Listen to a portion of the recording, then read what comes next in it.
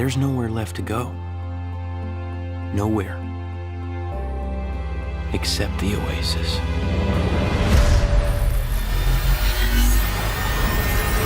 Video games, are they harmless? Is it just a form of entertainment, a hobby, something to pass the time or to play with friends? What if it can be all these things, but under the surface, if we dig deep, we may find a sinister plot. The true symptoms of sitting on your couch or in a computer chair and staring at a screen, pretending to be something else, to lose yourself in a virtual world made up of ones and zeros. Do they have a cost? Is there a price to pay for something that seems so innocent? We are going to dig deep and find real answers that might just save someone you love or yourself. Make no mistake, these so-called games are much more than that. Much more than just a good time. They cause a real impact on society, something destructive. But I can't just tell you, I'm going to have to show you. Follow me down the rabbit hole of the true nature of video games. The immersive experience in its humble beginnings in 1985 was nothing more than a few kilobits on a screen. The world you, the character, occupied was a flat and two-dimensional space. Simply put, you knew you were playing a video game. 13 years later, games contain a lot more mechanics and a more realistic look, switching the world you inhabit to a 3 dimensions while utilizing different camera angles to capture a real-life feel. Now let's watch this short clip and you'll see what I mean.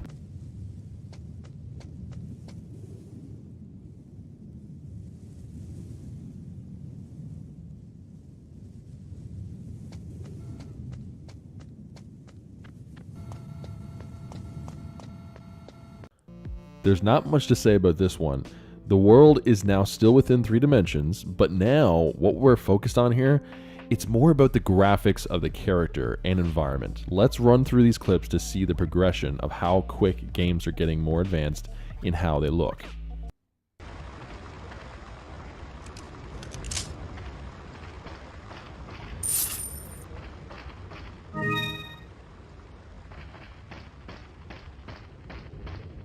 Waiting.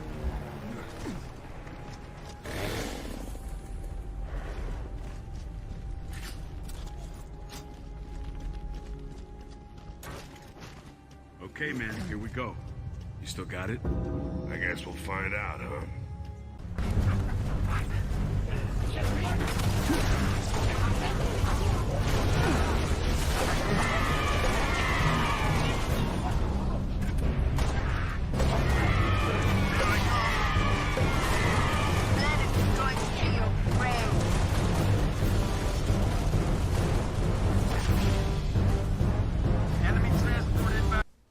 Okay, so 8 years later, this is what we get.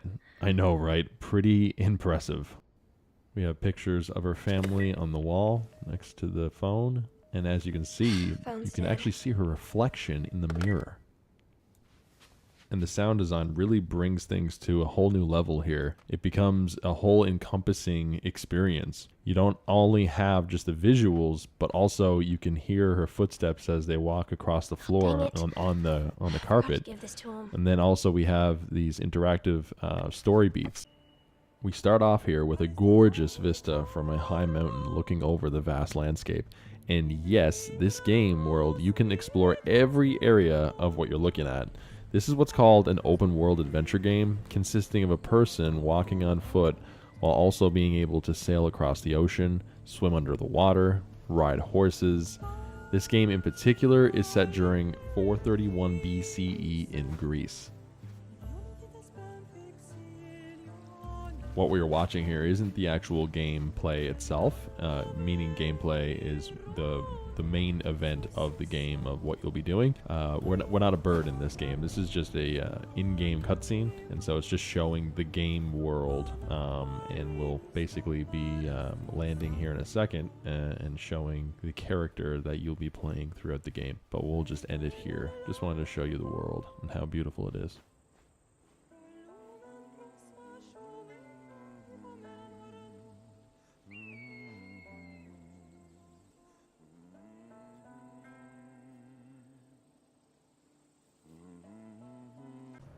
And now, as you can tell, we're getting into some heavy territory here in terms of graphical fidelity.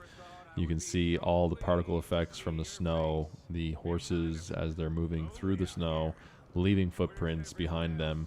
You got the lanterns with the lights illuminating the snow beneath, and also you'll be able to hear the wind in this, and the horses crunching the snow underneath their hoofs. Is it hoofs? I think it's hoofs or whatever. But yeah, it's just and you can see, of course, the moon there illuminating their pathway. It's this game in particular is really pushing the bar. It's called Rockstar's Red Dead Redemption 2.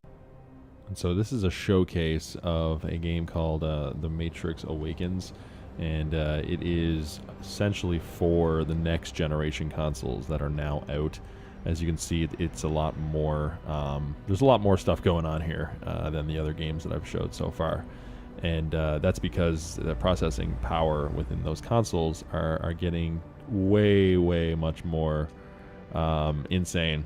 And it's able to simulate real life more and more. As you can see, as they're driving through the streets here, we have just endless amounts of cars on the road and people and everything like that.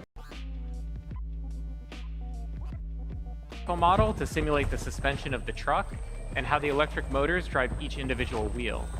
Chaos also simulates how the tires compress and deform, and meta sounds enabled the team to precisely resynthesize the sounds of the electric motors and mix them with the ambisonics of the jungle.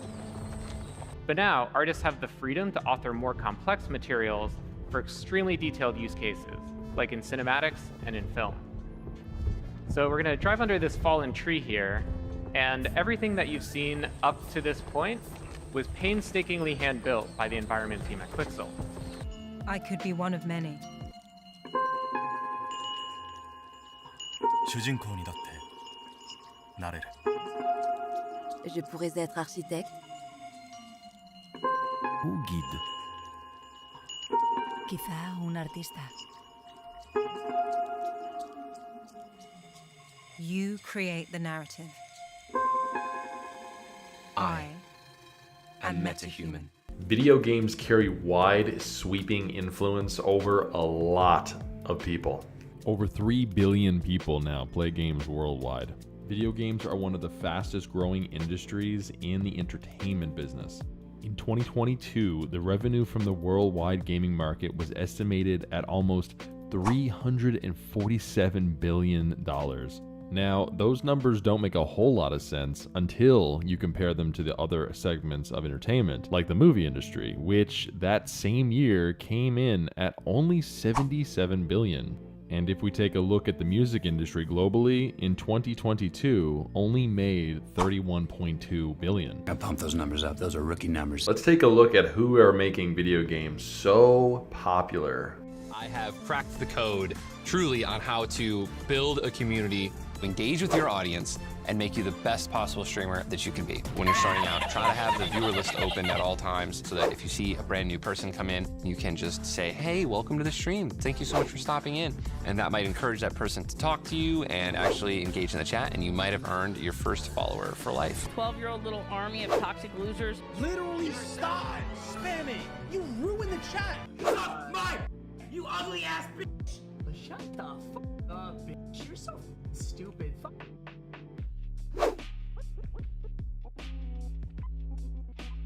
The world is going to hell in a handbasket. It is a breeding ground. It's a cesspool. It's a toxic culture of trying to be the best, competition, swearing at each other, just calling each other names and pieces of garbage. It is just shooting and killing and stealing.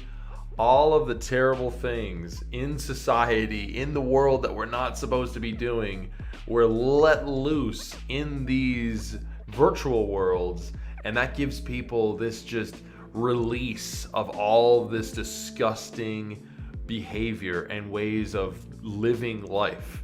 And it's not that like you get it out of your system and you no longer focus on it. It's that you're in it all the time. Anytime you're playing these types of games, you're just feeding off of that disgusting energy. Not good. These are young kids being thrust into the limelight, supported by their communities, even being sponsored by big name car brands and high luxury items that show status. When you already have the money and material wealth and notoriety, you can easily get lulled into a sense of accomplishment, which leads to complacency. In this environment, you think you made it, you think you're successful in life, when really you're a slave who is hired to keep people distracted while slowly corrupting society by influencing our youth to aim for achievements the majority will never attain. The addictive nature of sports in general is borderline almost religious, and it doesn't change at all when you go into the virtual space. Virtual sports players, gamers, whatever you want to call them, they like to play hockey and basketball and soccer, but they don't actually play the games for one, so you don't get the actual physical exercise, but you do get the toxic competition, just like, you know, wanting to get to the very top of the leaderboards, getting packs. They have lots of games where lots of microtransactions in these games, where you basically spend money on packs of like cards that will like give you your favorite hockey player, pro player on the team, or it will give you like extra features in the game.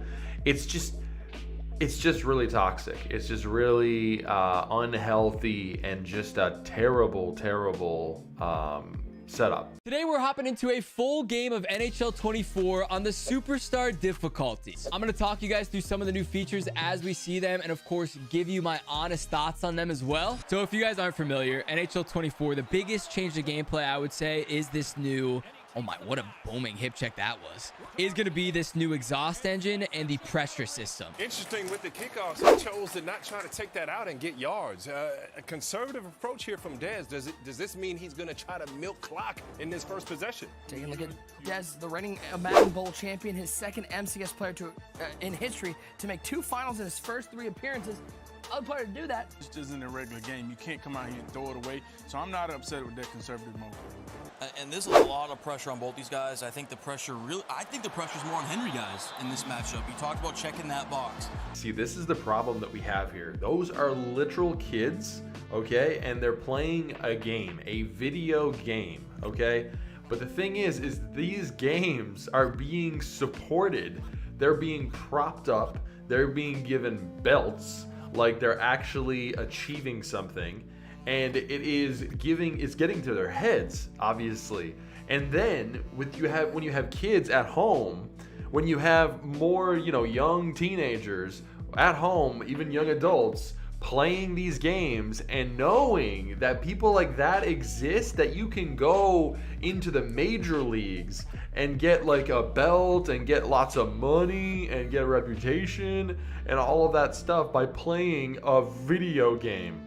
So basically, they're rewarding people to be completely and totally lazy and not doing literally anything. Because there's a big difference between somebody that is a pro football player and somebody that plays football, the video game.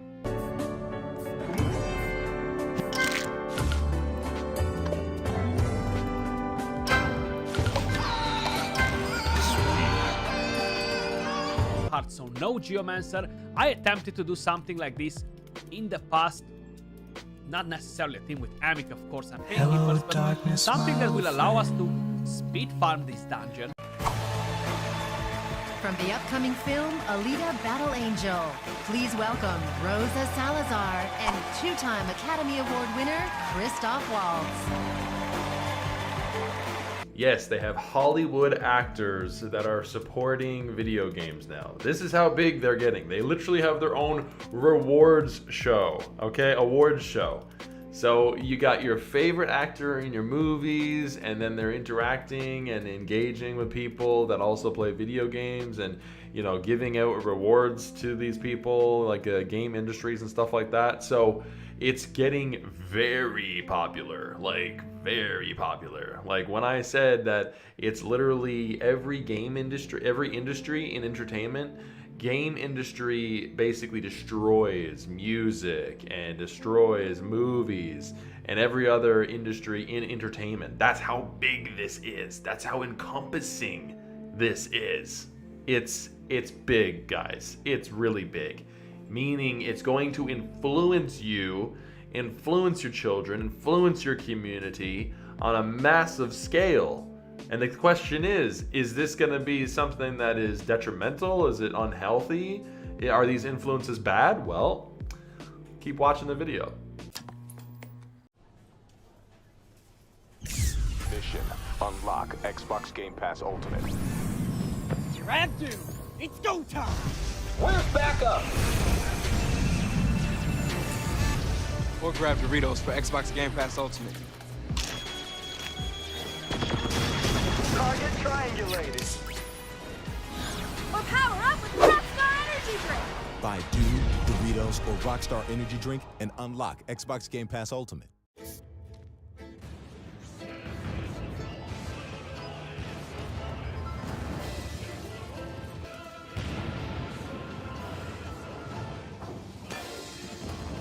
It's beautiful what Double XP can do. Stay ahead in Call of Duty Black Ops Cold War with Mountain Dew Game Fuel. Dude, KFC's Double Down is back? Double down, double down. Chicken, bacon, chicken, cheese. Double down, double down. Buy a Double Down on the KFC app until March 18th for early beta access to Diablo 4. Well, that was weird. So far, I wanted to paint the picture of just the culture of video games, how influential video games are, how popular that they are, and what actually is being done here, what are the health implications of this. So now we're going to actually look at news reports that have actually covered what video game addiction actually is, and what parents are reporting, what video gamers themselves have actually reported in their feelings and behavior of actually playing video games for long periods of time, and how alienated it has made them to their family and friends, and just really screwed up their life in a lot of different ways. If you've ever spent time with any teenage boys, you probably won't be surprised to hear that 97% of them in the U.S. play video games somewhat regularly. And with competitive esports on the rise, gaming is only getting more popular. But when does a hobby turn into an unhealthy habit? As Christina Quinn reports, video game addiction is a reality for many, but there is help. 250 million people play Fortnite. That's bigger than the population of most countries. And it can be hard to stop playing, as this woman, who we'll call Mary, found out when her son's enthusiasm turned into an obsession. His character was changing clearly. He wasn't sleeping, he wasn't thinking straight, and he was starting to lie. She did what most parents might do. She took Fortnite away, but that backfired. Her son ran away, and then one night they rushed him to the emergency room. We felt that he may hurt himself. It's happening in virtually every developed country in the world. Young people, usually boys, unable to walk away from online video games. It could be Fortnite,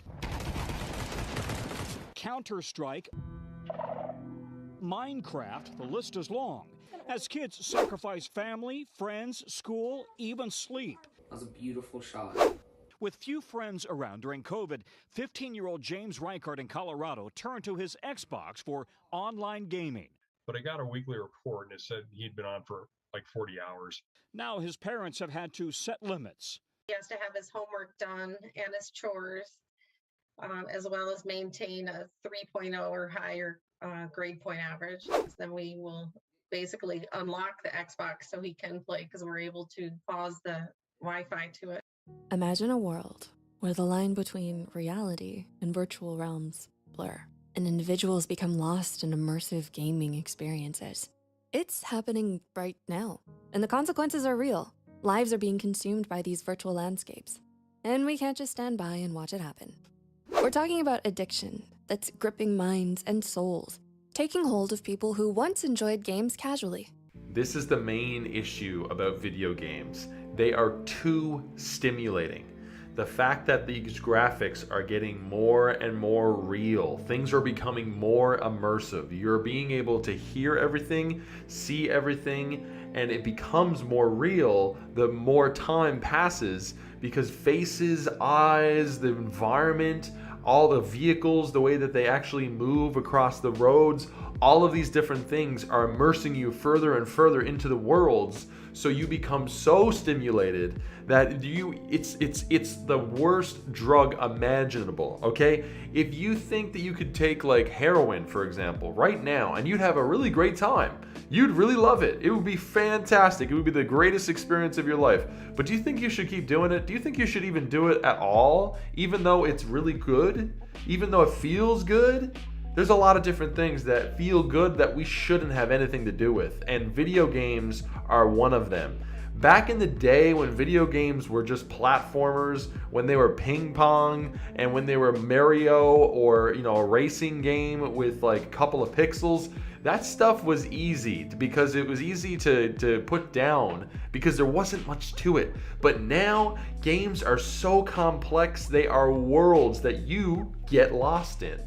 But now, they can't tear themselves away from the screen, as if some invisible force is holding them captive. It's definitely about having the right controller, because the right controller, it affects on how the game is gonna be played. While I'm playing video games, and when I shoot that gun, I gotta have that, you know, that popping sensation. It's like a sense of warmth and accomplishment, because I know that popping sensation is gonna hit the target. And the vibration of the controller, it's like I'm actually there. It's like watching a movie, and you just want a happy ending, you know? The gaming addiction, I believe, it's not really affecting me negatively. It's only affecting me as far as keeping my brain from being too idle. Video games actually enhances my problem-solving abilities. At the end, I was out in LA, homeless, living in my truck, and video games, the handheld game I played at night saved my life. It kept me sane, it kept me from freaking out. Tell me a little bit about your use of screens and gaming and stuff. At first, I was into gaming. It's not intense. No. Like it is So now. you would just do it a little bit? Yeah, but got laid off my 2 jobs in Yep. 2020. Is that when your gaming started to... That started to rise. Yeah. I think Wade's addiction behavior is a problem because there's really not much going on in his life other than video gaming. He's really stuck. Dr. Paul Corkin, Mayo Clinic child psychiatrist, says it's normal for kids to want to play video games, but parents should pay attention to lines being crossed into addiction. Playing the games all night long, abandoning things that used to be a source of great enjoyment, schoolwork, friendships, sports. Dr. Corkin says gaming addiction can often be a sign of a broader mental health issue like anxiety or depression. He says there are 3 important things parents who think their child is addicted to gaming should do. Number 1, communication is key. It's a time to get more involved in the teenager's life and try to open up more channels of communications and really get a handle on what's going on in their life. Number 2, it's important for parents to establish rules about screen time and stick to them. If teenagers aren't meeting basic family expectations, Dr. Corkin says internet time and devices should be treated as a privilege.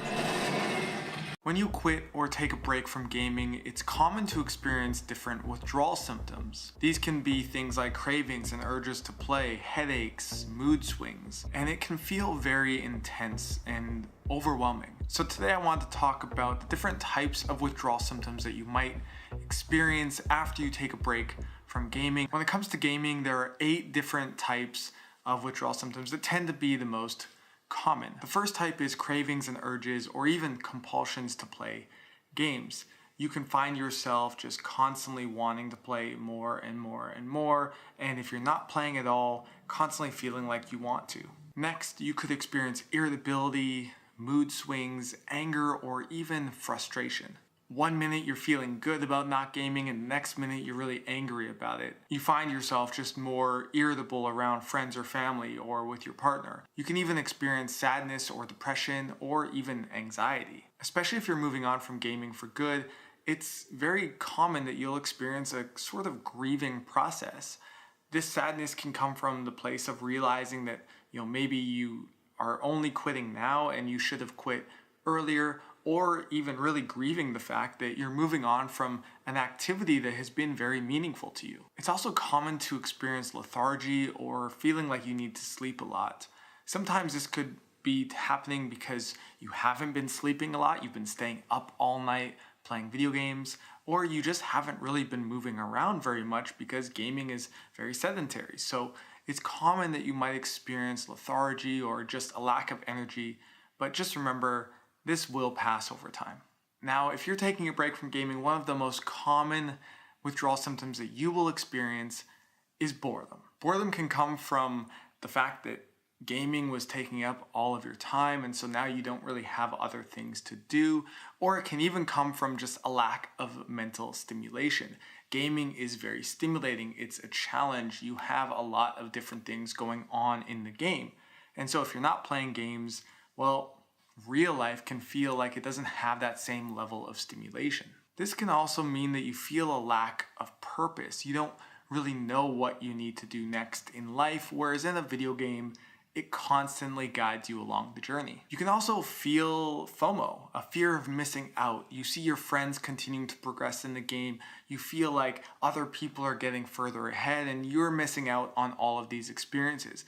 This is exacerbated even more in games like, say, Fortnite, where there's things like the Travis Scott concert or the Party Royale mode, where you might actually be missing out on certain events that can only take place in the game.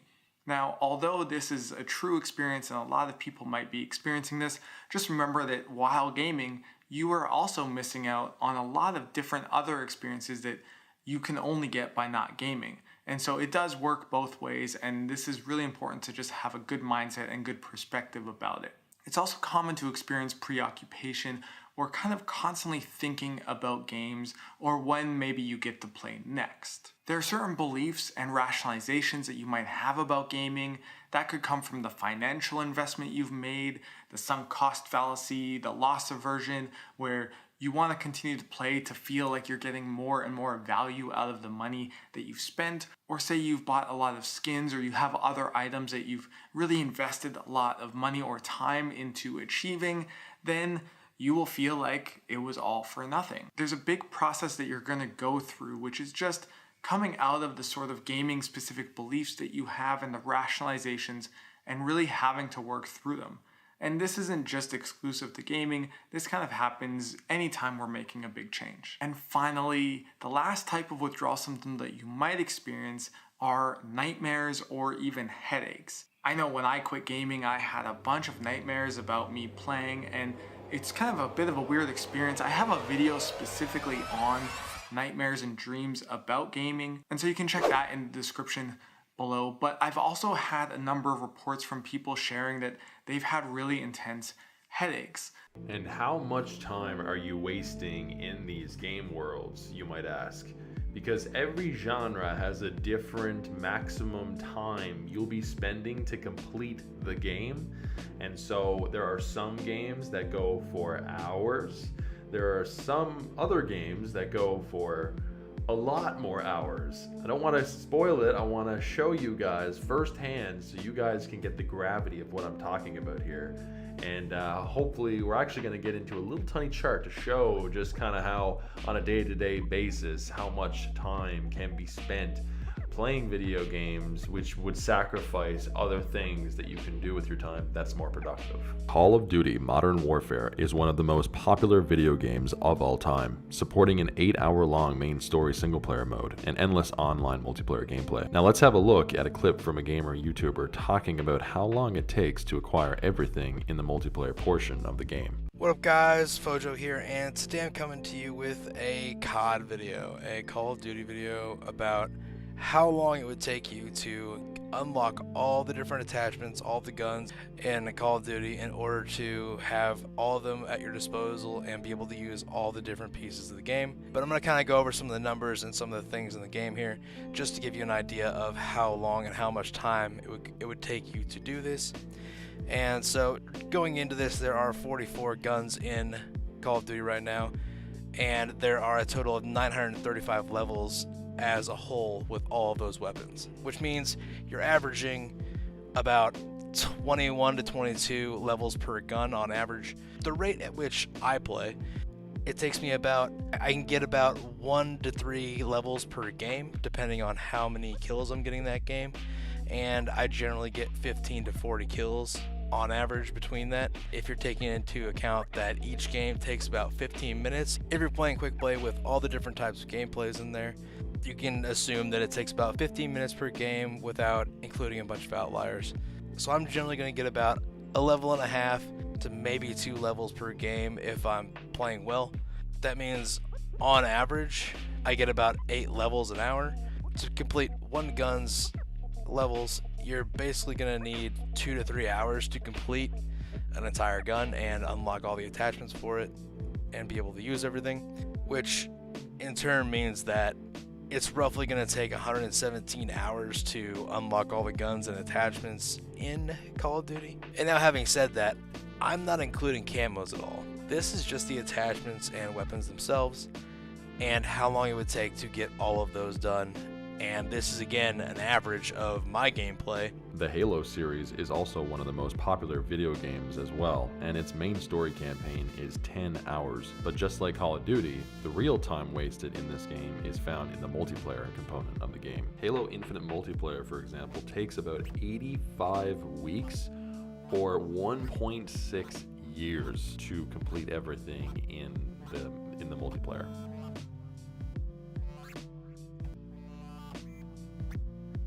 The Uncharted series is an open-world adventure game similar in theme to that of movies like Indiana Jones. Open-world games are strictly single-player for the most part, so they don't take up as much time to complete. The fourth installment of the game clocks in at about 15 hours, but oftentimes players will restart and play through the game again if there is what's called a New Game Plus mode. This is where you keep everything you unlocked finishing the game the first time around, skills, customization options, and weapon upgrades, and play the full game again. Also, there's usually collectibles in each level which you can collect in Thieves End. If you collect everything, it takes about 30 hours to 100% the game. Now, this game called Horizon Zero Dawn is very large in scope. See, the difference between open world adventure games like Uncharted and Horizon Zero Dawn is Uncharted has a series of levels that are laid out in a particular way which has free roaming components in them. So really what you're getting in the full package is a series of smaller open areas which all together make the world of the game. But with this game, we actually have, like the genre name implies, an open world map, which is fairly large in scope. We'll actually be going into a later section of this video just how big maps in games can get and how that drastically changes the time it takes to complete the game. But with Horizon Zero Dawn, to complete just the single player, you're looking at about 22 hours. Witcher 3 Wild Hunt. This game is impressive in just how massive it is while maintaining its sense of visual depth. But right now, we're just talking about the time you'll be spending in this world, and it's not pulling any punches at a whopping 51 hours. And that's just the main single player. If you wanted to complete all the side quests, which are mini stories like the main single player in and of themselves, you'll be looking at a playtime of 103 hours. I am so blessed that I never got into these types of games. Growing up, I had a group of friends that was obsessed with this genre of video game. I mean, to the point where when we would all hang out and they would talk about the game, they would discuss different characters, their abilities, and how much attack damage and defense points they could do. It's like they were all speaking another language, and I was just left confused. There are many MOBAs, but League of Legends is the one my friends played, and you're never going to believe this. And my jaw literally hit the floor when I read it. But this game, to complete the single player, it takes over 1,000 hours. I think I almost passed out just really thinking about what that meant. Oh, and we're going to get into detailed numbers later about just how much time gamers are wasting doing this stuff. How big is this map, you might be asking yourself? Well, let's look at this from the bigger picture. Now, as you can see, there are vast distances for your character to travel, to explore. These worlds are filled with things to do for a reason. to keep you engaged, to keep you entranced in the worlds they have created. And this type of design, to have the icons already visible for the player and to show just which ones are checked off by the indication of a green icon and white icons show the ones yet discovered. It's literally a checklist, and basic psychology would show that your brain wants you to turn all those white icons to green, and it doesn't stop there.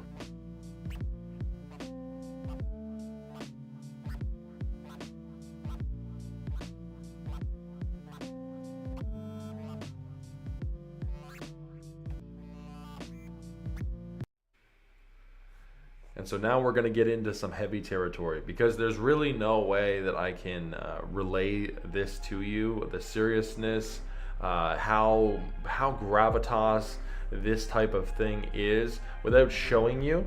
But that being said, is this material is very, very violent, extremely violent. And so if you have a weak stomach, if you are young, if you have kids in the room with you, put them out of the room for this part here, because this is going to show you guys how violent games can be. Okay, so fair warning, fair warning. All right.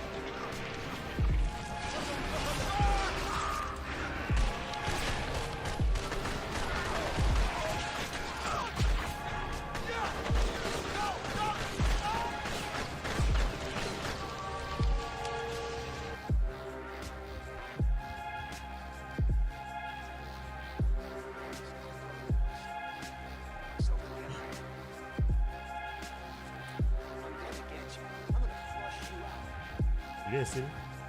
You didn't see me? Come on. I want the red. I want the red. Oh, yeah, he's gonna fit. I don't know who's up there.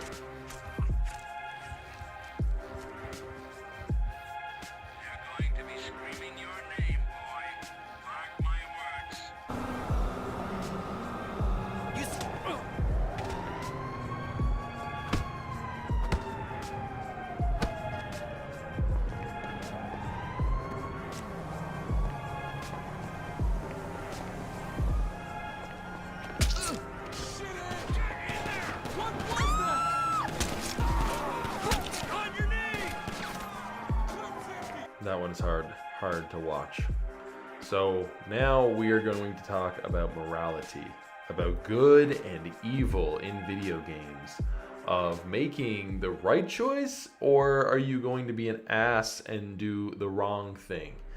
And you have those choices in these games. And well, it shows in these games that you will actually be rewarded for bad choices, for being evil. It's also very easy to be evil in these video games. So it shows and it justifies and encourages you to be a bad person. And you get away with these things, you get quick rewards. So you may as well always be evil, right? Number 10, The Bomb, Fallout 3.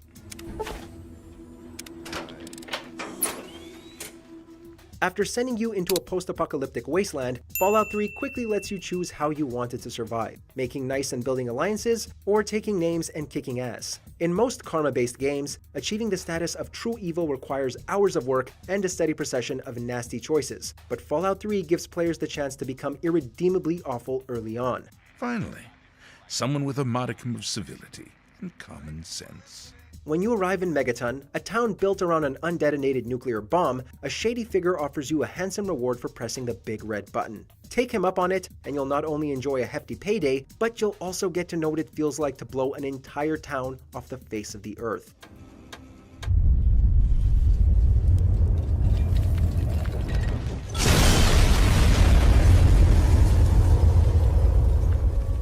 Number 9. Plasmid Powers, BioShock.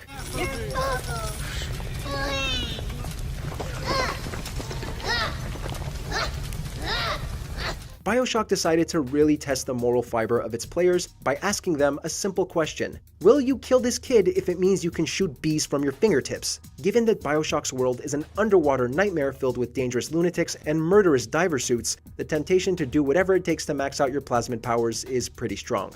You did the right thing. Just remember, them things aren't people no more. Sure, you would feel better about yourself if you set the little girls free, but then you wouldn't have mind powers, would you? BioShock does a really good job of adding an emotional weight to your evil choices, but the promise of fully upgraded plasmids is sure to consign many little sisters to a watery grave all the same. How can you do this thing to a child? But there are other little ones who have need of your help. Will you be as cruel to them? Number 8. Bad Monkey, Black and White 2. All creatures can be trained to become lovable, mischievous pets. Or they can be the ultimate disciplined weapons of destruction and war. The Black and White games let you live out the ultimate power fantasy by having you play as an actual honest-to-goodness god. With a civilization to rule over, you can choose either to look after them as a compassionate, kindly god so that they praise your name, or to terrorize them from above until they cower before you.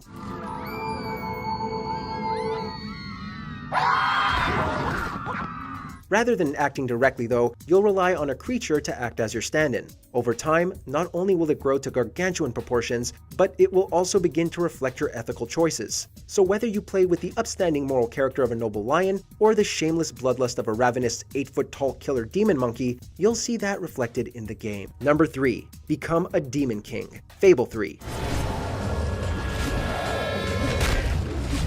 Like many open-world games, the effect of the player's moral choices in Fable impacts both their appearance and the way the rest of the realm responds to them. Previous games saw the main character become steadily creepier as they made evil choices, but Fable 3 really went all in on this aspect by allowing the player to transform into a full-on demon, complete with horns and wings. Since Fable 3 also lets you become a ruler of Albion, this means that you get to roam the land as a demonic king, terrorizing your citizens with your horrifying appearance while also making them pay taxes. Now, you can also get some nice shiny wings by being a good guy, but no horns. It's all about the horns. Please, no! I'm too rich! Number 2. Obliterating Blast, infamous Second Son.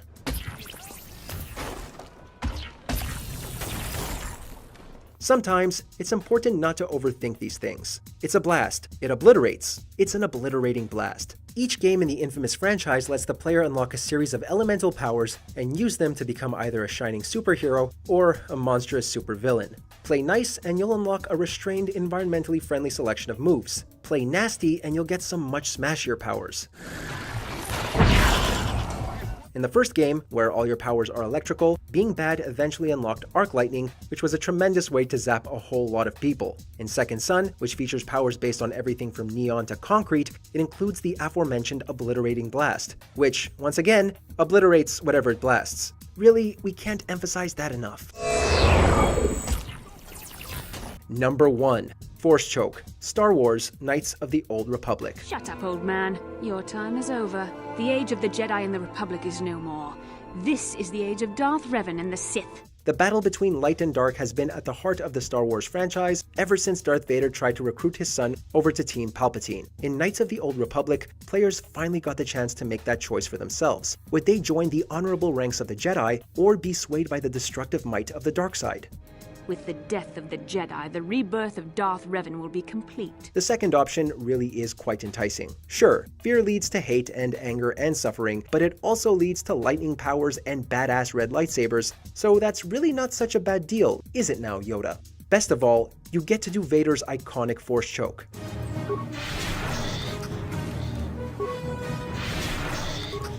Okay guys, so again, viewer discretion is advised. I'm going to show you guys online multiplayer video game chat on a game called Call of Duty. The leaderboards, the game lobbies where all of the players hang out before games begin, along with during a game match with a particular individual that gets very upset with everybody else because they're not as good as he is, and he gets very, very angry with them. This video here really shows an interesting study on human behavior and just how far down the way to complete and total idiocracy we have become in society. This is the worst of the worst. So if there's any kids, if there's any people at a younger age, please do not watch this part of the video. And for anybody else that is difficulty with hearing swearing of any kind, I would not watch this at all. But I need to show you guys just how toxic this stuff truly is.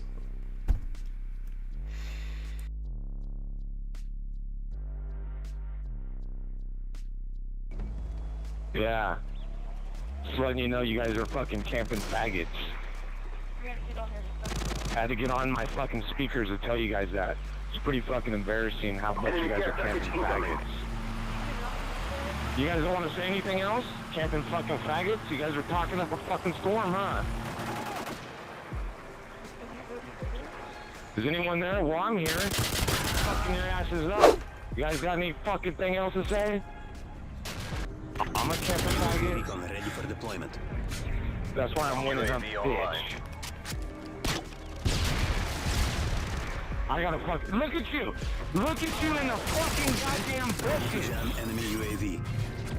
But you fucking run around, bitch! Counter UAV standing by. Well, who won 2 games ago, UAV bitch? recon standing by. It doesn't matter UAV how fucking recon. high I am. I'm fucking besieged like 3 times, bitch. Well, to fucking see how high you are, UAV motherfucker. standing by. Repeat. fucking bitch with your fucking YouTube gun. Fucking deal! I found it, and I camped it, and I That's like, hey mom, I played with my dick today. Nobody cares. It's not a feat. Anyone can do that. You find someone's tax insertion, you wait for them to spawn, and you don't know the fuck you want. Whoopsie fucking do. Dude, you and 9 and 23. You talk shit like a loser. I thought you just won. You're talking shit like a little bitch. Holla, monkey. What is causing all of this mayhem? All of this destruction, disgusting behavior, this language, this profanity, and just absolute poison. Poison. Well, I got your answer right here.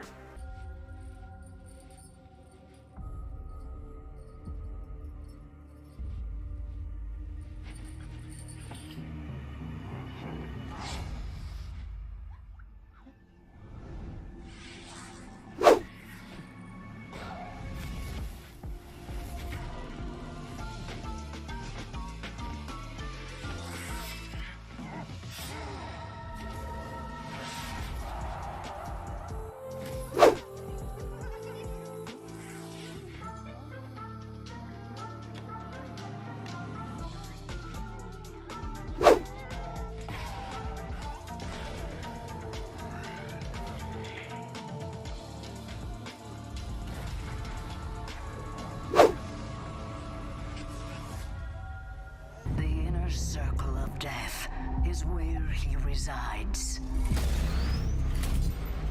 Hunting them at the far reaches of the earth and beyond. And with him lies our salvation.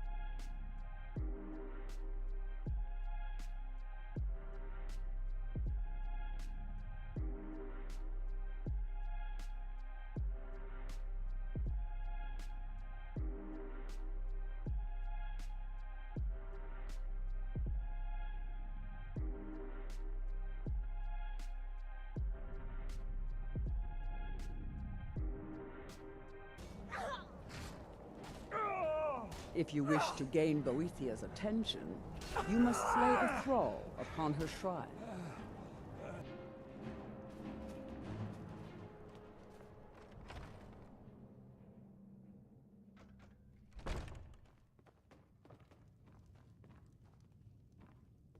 If it's a mercenary, my blade is sharp and I thirst for battle.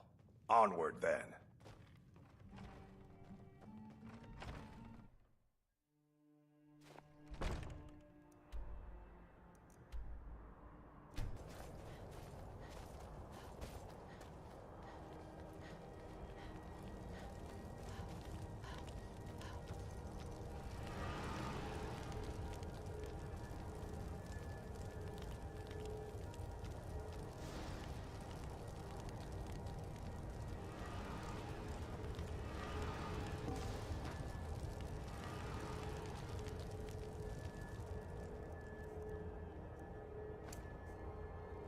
You've been a good friend to me. Fine. What? What? Still have something you need? Yeah? Fine. What? What? Will do.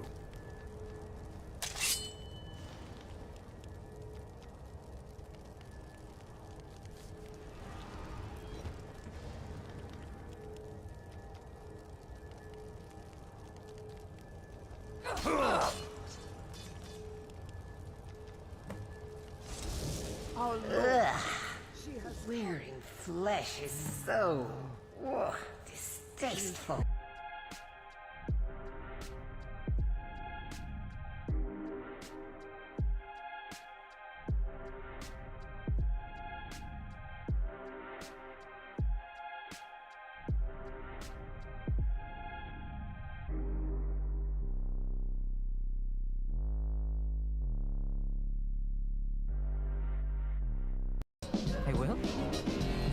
go first. Watch. Just toss the ratbird egg.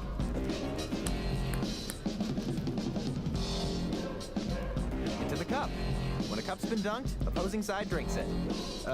What's in them this time? The blood of people who eat the noise. Noisy eaters, open-mouthed eaters, it's all of their blood. Okay. When all the cups are gone, that means you've won. Humans are good for two things. Beating them in beer pong and eating their babies. Wait, is this even the same bar? Welcome to Tommy Delaney's Death Day celebration. I saw you two talking to Tommy downstairs. Are you a victim or a fan? Wait, the guy we were... That's Thomas Delaney, the serial killer? Kidnapped, tortured, and killed 13 young men over a period of 6 years. Yes, sir, Bob. And that was only a taste of the games that have this type of content in them. Because truly, all video games, at their core, what they were designed for in the first place is to brainwash you, to brainwash your children, to convince them in the gray areas of morality, to try and tell them that what you think, how you think you should behave, that's not actually how it is. You know, like for example, one of the games, Uncharted, Among Thieves, is one of the most popular PS4 games, and you play a thief, and you spend most of the game slaughtering people, killing them, shooting them to pieces, throwing grenades and blowing them up. Battlefield, a war game where you just spend your time shooting other people and killing them. It's a war, you're fighting another team, and all you're doing is killing people. And people think that now that is normal and that's okay. It's not okay. It's not normal, okay? I used to be one of those guys that used to think that, oh yeah, playing first-person shooters was just, it's fine because they're not actually people. We are killing a digital version of a human being. I don't think that our creator would be so happy with that. Also, zombie games, killing undead humans. Those are extremely popular in video games. And then you have all the Call of Duty skins. There's one Call of Duty skin where you are actually playing as a fallen angel. An angel that created the Nephilim. Or you literally have a character named Possessed. Like literally possessed. Or a character named Witchcraft. Like, I'm not making this up. This is shown in the games very clearly. You also have one of the main companies that work on Modern Warfare Call of Duty. It's called Demonware. Like, they are telling you where they get their ideas, where this underbelly, what they're actually all about. If you look at, say for example, Watch Mojo is a very popular video streaming. I actually had some of the clips from Watch Mojo in this video. They talk about being evil like it's cool and edgy and awesome. Like, the second option really is quite enticing. Sure, fear leads to hate and anger and suffering, but it also leads to lightning powers and badass red lightsabers, so that's really not such a bad deal, is it now, Yoda? these people know what they're doing to you. They know what they're trying to put into your minds. They think that this whole evil thing is just really cool, amazing. Of course, not everybody is in the know of knowing that Satan is truly at the heart of this, and that is trying to brainwash your kids into accepting godless behavior. But on another level, of course, they do know. They have to know. Because you put this stuff in games, you think that this is okay for children? It's not. It is not okay. Hopefully, I got across what I needed to in this video. And yeah, that's it for this one. And what it all comes down to, do not let your don't let your children play video games. They are a waste of time.